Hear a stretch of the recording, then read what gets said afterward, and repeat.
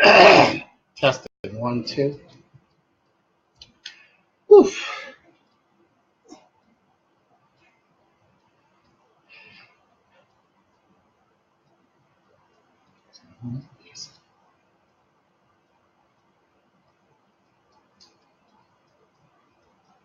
Hey, and welcome to Glue Wednesday. I'm running a little behind, but let's get started. All right.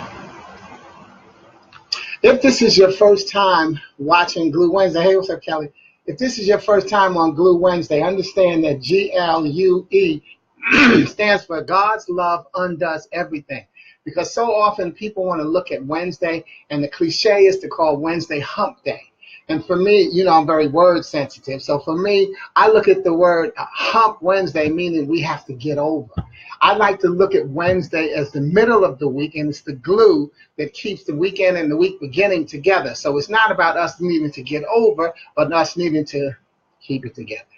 So today what I decided to do is actually I'm just going to do what I call give you a concert in poetry and words of vision. Because when I started my speaking business 23 years ago, I started it based on the fact of using my poetry. A vision came to me from God that said, what you're going to do is use your gift of poetry, read your poetry to uplift people's lives, and that's your assignment. So it's a business, but it's my assignment.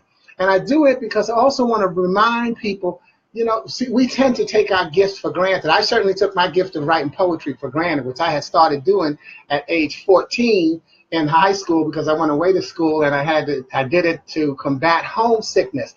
But over the years, I developed that skill, and I would write people poetry, and they'd say, "Oh man, this is so great," and I'm like, "Yeah, well, okay, fine." I took my gift for granted. You could be taking a gift of yours for granted, and that's what we want to be careful of. We all do it, but at some point, really connect to what your gift is and find out how you can share it and make the world a better place. So what I'm going to do today, again, is read you 5 poems.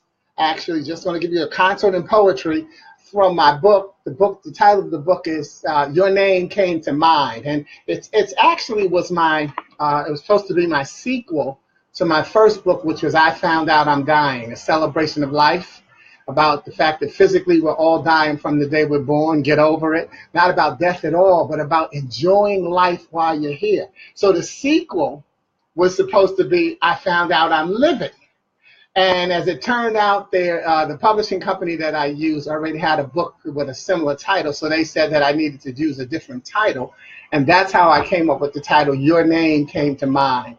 Because also, isn't that what life is about? Is when you ever have somebody say, "Oh, I was just thinking about you," and certainly all the stuff that goes on in our lives brings someone's name to mind. You remember how you shared this moment with that person, how you did this and that together. It's growing up, okay? So again, the title of the book is Your Name Came to Mind. And all of my books of poetry, I try not to just have one poem after another, but I always have a storyline in poetry where I write something to tell people how to use the poem or what the motivation for the poem is.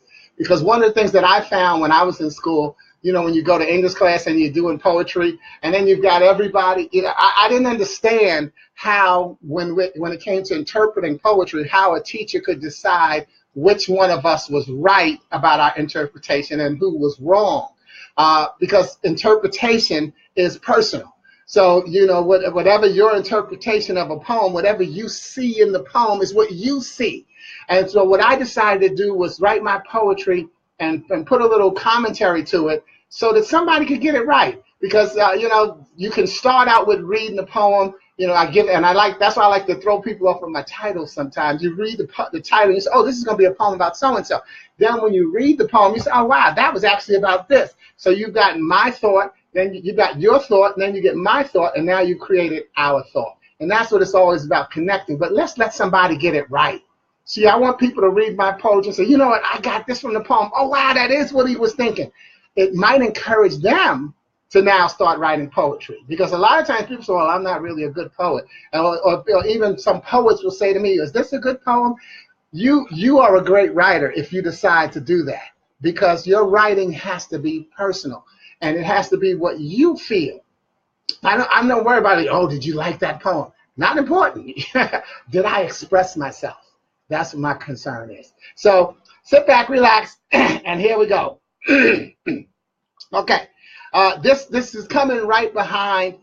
In my introduction of my book, I use the term automobile repossession rather than having my car repossessed. Among the definitions of the prefix re is the notion of gaining again. Thus, you can only possess something that originally or actually belonged to you. When I surrendered the car I was driving, I realized it was not my car. And I sat down on my couch and looked at my TV, listened to my stereo before going to sleep in my bed and dealing with my challenge the next day. A challenge like most that was but one more among many that I can look back upon and smile. By the way, I wrote this book in 2000. Lying, he said. When did I publish this? In 2006. You can probably think of some hurdles you've overcome. What's more important is that you take conscious time to forgive yourself. That's the message I shared and continue to share with audiences of all ages. One such audience was a group of teenagers at an alternative high school in Chicago. Alternative high schools serve students that are pushed out of or drop out of traditional high schools. Many of these students just don't fit into the straight and narrow of high school. They may have no family support, maybe financially assisting their families, are wards of the state or from orphanages, are spoiled little rich kids. Many are 19 to 21 years old and could easily pass the GED, but are simply rebellious teens that decide that they do want a high school education. During a session with a group of 23 young men and women, I offered to dedicate a poem to them. The only buy-in required was that they write their nickname and favorite color on a piece of paper. 11 of the young ladies did so. We chose to create a poem that expressed how they felt about their lives. Because our lives must be filled with color, I painted the picture of positivity swelling in the hearts of these future leaders, and I titled the poem, My Rainbow is Real. My rainbow is real. It sings in bold, majestic colors, grateful green, radiant red, prosperous purple, it's true. Glorious gold, berry black, and of course, bountiful blue. See, my rainbow is real. Its vision dances on high. My success and faith are a testimony, for not every rainbow is found in the sky. How would we live if we could start from the end? Would we open our hearts to appreciate the richness in life's lessons that mean more than material wealth? Would we open our books to only the chapters we needed, or realize that our completeness is nothing in and of itself? Tolerance, patience, understanding. Oh, if we could only see how important each person and situation will be in our success. We could laugh and enjoy the knuckleheads, jerk, liars, and cheats, knowing that they too are living out their destiny, knowing that we too are important to their rainbow. Fortunately, my God does not require that I start at the end, for he has blessed me with each morning's vision that I might flourish among his creation. See, my rainbow is real. It sings in bold, majestic colors. Grateful green, radiant red, prosperous purple, it's true. Glorious gold, berry black, and of course, bountiful blue. Its vision dances on high. My success and faith are a testimony, for not every rainbow is found in the sky. So I wrote that through the eyes of these 11 young ladies. They loved it. And as you can see, all the colors that I used were some of their favorite colors. Some of them, of the 11, there were a total of 6 different colors that they liked. And they enjoyed the poem. So the book goes on. This next poem was also written through the eyes of alternative high school students. Following that is following that is from a group of 8th graders and a class of 3rd graders before my final thoughts on our youth. Each group was asked to call out words that came to their minds as we discussed the topic of the day. What's important for you to feel in these is the parallel in the thought process with what's in your heart. What did you think about when you were in your teens or when you were 7 years old? This first one is from some teenagers at an alternate high school called Needless to Say. I need people in my life. That's why I put myself in positions, places, and situations that allow me to meet that need. Yeah, I know about being unique. I'm in touch with my gift. Somebody loves me. In fact, I do. Yet when I look in the mirror, the background I see is not the opulence I see. It's not the opulence I saw in that dream a few nights ago. My surroundings say made in everywhere but my name. And not so suddenly, I realized that even my God chose not to be alone. I need people in my life. That's why I put myself in positions, places, and situations that allow me to meet that need. Oh, I know not everybody's going to like me, but I ask for respect. Somebody's going to push me down, pull me down, lock me up so I can't be around. All I ask for is respect. Because my life is precious. It ain't no joke. I'm nobody's fool and I'm not a clown. I need people in my life. That's why I put myself in positions, places, and situations that allow me to meet that need. Because I see how many people need me. Some need me to see myself as less than a man. Some want me to be a woman on my back. So they tell lies on me, cheat me, help me focus on my past. No matter how I try to get ahead, they tell me I won't last. And all I ask for is respect. They try to rush me through the system. Then when I'm almost through, they pull me back. I start questioning, doubting, not believing in myself, and I want to scream, give me some slack. But I stay cool. I look inside myself and know that I'm here because I'm a survivor. And there's someone behind me who needs to know what I've lived and learned. I need all kinds of people in my life. That's why I put myself in key positions, high places, and the best situations I can think of to meet that need, because I respect myself. Those were 8th graders. No, those were high school students in alternative class. This next one is from a group of 8th graders. And it was funny in this one to me. Was it this one? No, it's the next one. So, but they all gave me some words and taught me some slang that I didn't know. Like there's a slang term that they call bout. So, yo, you ain't bout it. And I'm like, what does that mean? And that means that you're not cool. Okay, so that's going to come up in the poem. But like I said, I had them give me words, and they were surprised that I used their words in the poem. So this poem is called Class Acts. ACTS, Class Acts. Class Acts, what each of you truly are, what most of us strive to be. I thank you for bringing new challenge into my life. Your effect was far more than you could see. For each smile, every round of applause, even the teeth sucking, reminding me of my youth, a memory that confirms my growth. Sure, it may seem like 100 years ago, and what you call bout it, we called cool. But the message that never changes is the reminder of hope and success. To learn life's best lessons, you have to stay in school. But don't just stay to take up space, because the joke will be on you. And it's a joke that has no punchline, just confusion about what to do. You see, right now, you don't need all the answers. You need question, faith, and love. You need to believe in yourself more and more each day. And your true gang leader is the Lord up above. From musty little 4-year-old kids to mellow 70-year-old adults, he has truly welcomed us into this family and world.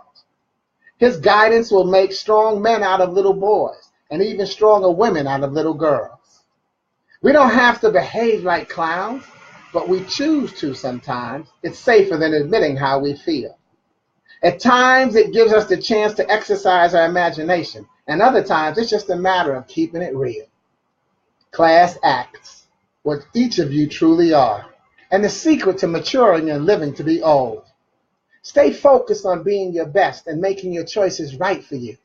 And thanks for letting me be a part of your life during my day at the proud Black and Gold. black and gold was their school colors. But as you can see, it's about encouraging kids at every age level so far. I've given you 2 high schools and an 8th grade. Now this one is from my little 3rd graders, and the story I was about to tell you gave me a great lesson because I was living in Chicago at the time, and I'm talking to these 3rd graders, and I'm talking about how, see, especially being from New York, we think that the world revolves around New York, and it does, but there's no other places. So as I'm talking to the kids, I'm saying, yeah, for instance, how many of you know somebody from some place like Idaho? A lot of their hands went up, and I was like, oops. And then I had to remember, I'm in the Midwest, and of course they know people from Idaho and Ohio and Iowa. So I didn't lose my cool. I said, yeah. And how many of you know somebody from New Jersey, Connecticut? And now they didn't raise their hands because they were in the Midwest. So sometimes you just got to catch yourself and think about where you are, okay? So as they gave me words, now recognize that this poem also has to be written on a 3rd grade level so that the kids can get it. So I wrote this poem and I came back and delivered this to them. And it's called Life, Love, and Laughter. Life is so sweet. Love is beautiful. Laughter is fun. Yet it is the opportunity to help people that makes my life so special, that makes my love so rewarding, that makes my laughter so important, because my joy helps people get closer to God. I'm talking about the important people, my family, teachers, and friends, the grandparents and cousins in Minnesota, Tennessee, New Orleans, Mississippi, Chicago, and all the people in all the places. I enjoy seeing smiles on all people's faces because life is real good. In fact, it's as good as honey. So whenever I'm feeling down, I just tickle myself so I can laugh and love because life can really be funny. And the thing is, when you reread the poem, you can see some of the words that the kids gave me. Obviously, the states where they had relatives and their families, and all of them, they want to talk about who they love, their grandparents and cousins, and tickling. I had a ball writing that poem. So here's what I wrote after that. Thank y'all for the clicks and the love and the thumbs up. I see them. Okay, but what do you think about now? You see, one day members from each of the preceding groups of youngsters will silently thank the educators who played such a key role in their lives, but they won't know where to find them. Likewise, I don't know where to find Mr. Rush, Miss Monroe, Mrs. Land, or Father Farrell. Yet, in sharing my gifts with those who continue in the education field, I thank my past teachers through my appreciation for those who now carry the passion to cultivate young minds. I encourage you to thank a teacher today, for the teacher you gave fits and now can appreciate. These next 8 poems were written through the eyes of and finally by today's educators, both teachers and parents. And before I go on to that, I want to tell you why I said, likewise, I don't know where to find Mr. Rush, Miss Monroe, Mrs. Land, or Father Farrell. In the dedication of my book, I put those names in the dedication of my book because I dedicated this book also to the educators in my life. Because going through them, most of the poems in there are me writing through somebody. And that's what I recognized, that all of my great educators and teachers that I had, their spirit went through me, and I was able to express that. What I love the most, by the way, 2 of the names on that list I have reconnected with. Miss Monroe, my 5th grade teacher, and Mrs. Land, my 8th grade teacher. So I never did connect yet with Mr. Rush or Father Farrell, but but just being able to reconnect with these 2 young women, young ladies. If they watch it, they'll probably be glad that I call them young ladies. But yeah, teachers are important in our lives. So like I said, the next 8 poems, I'm not going to read the next 8. I'm just going to give you the titles and let you see that the titles of the types of words that we want to read into the spirit of our kids. The first one was called The Wings of Words. And then what I did is I used WORDS, and the teachers had to give me words that go with the letters WORDS. And the reason that one was called The Wings of Words because it was written in, I think it was in an elementary school. Then I had one called The Spirit of Words. And that was because I was at a Catholic school. And so I had them give me the words that go with the letters WORDS. So the wings of words and then the spirit of words. Then the next one I had, it was called Saved by the Bell. Saved by the Bell, which is kind of, it was back, I think I was now back in high school. We're wondering people if they've ever really been saved by the bell. One called A Day in the Life of. A Day in the Life of, because there used to be a program called, just like Take Your Kid to School, A Day in the Life of. And so that was the, poem about a day in the life of children. Then there was one called I Step for Success. Oh, quickly back to recognize a day in the life of, recognize, yeah, you've been in children's lives. You haven't been in their seat, remember that, but you've been in their row. So no, we've never been in anybody else's shoes or in their seat, but we've been in their row because we have similar experiences. This next one was called I Step for Success. And it was actually a conference. I wrote this on the spot for, it was a group of parents and teachers that were, it was like I Step for Success was something, a fundraiser that they did, and it was called Step It Up or something like that, and we raised money for it. And then this next one is called Budding in Excellence. Now I'm actually writing for a group of teachers at an elementary school, and these poems are each different level of the classes. So that first one, they were called the Rosebuds. So that one, why I call that one Budding in Excellence. Then the next one was called the Courageous Eight, because there were 8 teachers who were 8th grade teachers. And so this final one is the one I'm going to read, and it was for the little kids, the 4th graders, and that group of kids were called Great Beginnings. See, this my good friend and sister, Mama Hawk, Carla Hawkins, she had her school, and it was called Recovering the Gifted Child Program, and she put the kids in different groupings, and so that's what her teachers, each of them had, they were had a different theme per group. So that's why, like I say, there were some were called the Rosebuds. The 8th graders, I don't remember what they were called, but there were 8 teachers in there. And the smallest group of kids are called Great Beginnings, and these were the little kids. And I remember there was this. In fact, these were 3rd and 4th graders. But this is a poem written to the teacher, because this was a session with these last 2 poems were me encouraging the teachers to continue to do what they're doing with the kids. So this is called, Basket Case. Basket Case. Think about it, because they're dealing with the real little kids. As I recall, it was an excellent day for a tornado. And just when you start to laugh, think about how tough it can be to be successful with all the obstacles and challenges thrown in your path. Yet let me take the time to express my thanks. You see, I know you may not hear it every day. Realize that it is as you share your talent, you do a terrific job of preparing students to stay focused and not to stray. Let me read that paragraph again, that stanza. Now I'm going to start over. Basket Case. As I recall, it was an excellent day for a tornado. And just when you start to laugh, think about how tough it can be to be successful with all the obstacles and challenges thrown in your path. Yet let me take the time to express my thanks. You see, I know you may not hear it every day. Yet realize that as you share your talent, you do a terrific job of preparing students to stay focused and not to stray. Sure, sometimes it's a stressful situation, but guess what? You always manage to make it through. So understand that this basket, in this case, is the cushion you provide, for there'd be no great beginnings without you.